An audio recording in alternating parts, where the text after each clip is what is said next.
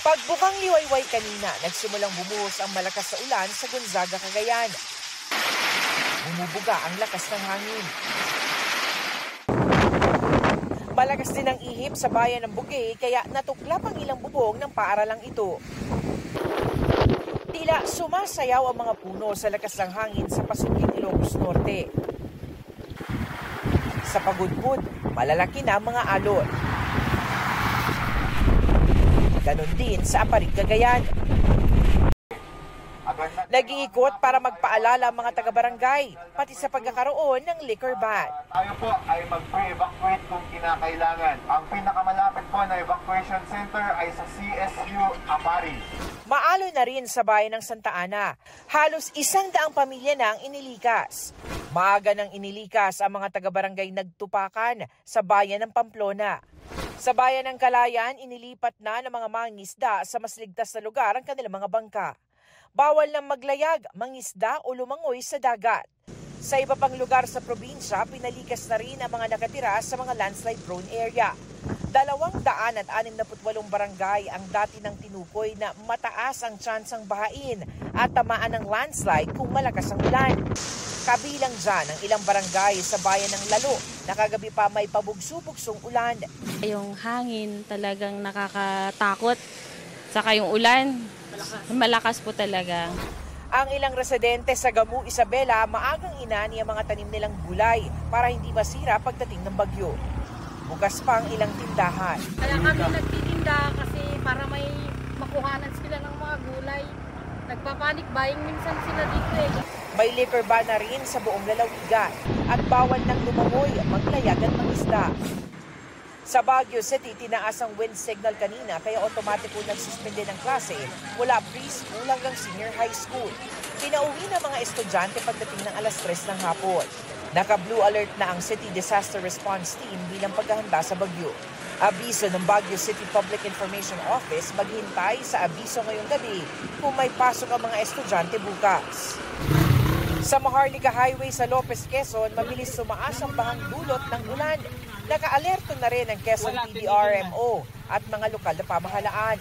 Isinailalim na ni Pangulong Bongbong Marcos sa high alert ang lahat ng mga ahensya ng pamahalaan at inulit ang utos na magkasa ng maayos sa sistema ng paghahatid ng abiso at impormasyong magiging basehan ng aksyon ng apektadong populasyon.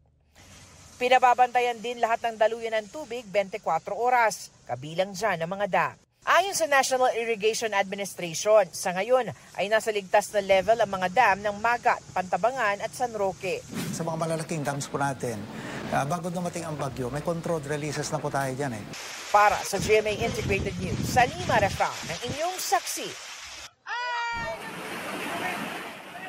Para hindi na anya maulit pa ang pinsalang idinulot ng bagyong Christine sa Bicol, ipinagutos ni Pangulong Bongbong Marcos sa Department of Public Works and Highways na muling pag-aralan ang Bicol River Basin Development Program para iwas baha o mapabilis ang paghupa nito. Inanunsyo niya yan ng mamahagi ng kabuuang 100 milyong pisong ayuda sa mga magsasaka at mangingisda sa Camarines Sur at Albay. Ay masisimulan natin ito natin ng ginawang plano para hindi na ganito kalala ang pagbabaha sa Bicol River Basin. Para dyan, iniutos ng Pangulo sa Public Works Department at Interior Department na makipag-ugnayan sa mga lokal na pamahalaan. Iniutos ding repasuhin ang disenyo at pagkakagawa ng mga tulay at kalsada para tumagal at umubra sa anumang panahon. Tiyakin ninyong dekalidad, ligtas at matibay ang mga materyales. Pinahanda naman sa Budget Department ang Quick Response Fund para sa pagtugon sa pinsala ng bagyo. Ito pong QRF natin, ang katotohanan dyan dahil sa dami ng bagyo ay naubos na. Kaya ang ginawa natin ay nagtabi ulit tayo ng pondo para mabigyan ulit. Inaprubahan naman ng National Economic Development Authority Board ang extension sa pagtatayo at ilang pagbabago sa ilang flood control projects.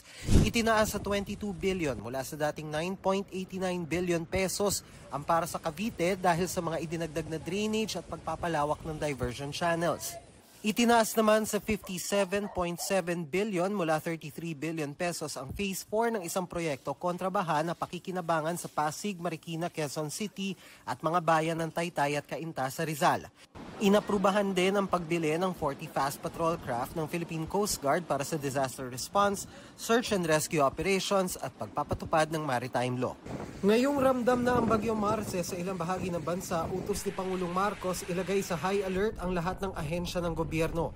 Ayusin daw ang sistema ng komunikasyon para mas mabilis ang paghahatid ng abiso sa publiko. Sa ngayon po ay sinasabihan po natin yung ating mga kababayan na magkaroon ng preemptive evacuation, lalong-lalo na po doon sa mga lugar, mabababang lugar na pwedeng bahayin, yung mga dati nang binabaha at saka sa lugar po na pwedeng magkaroon din ng pagguho ng lupa.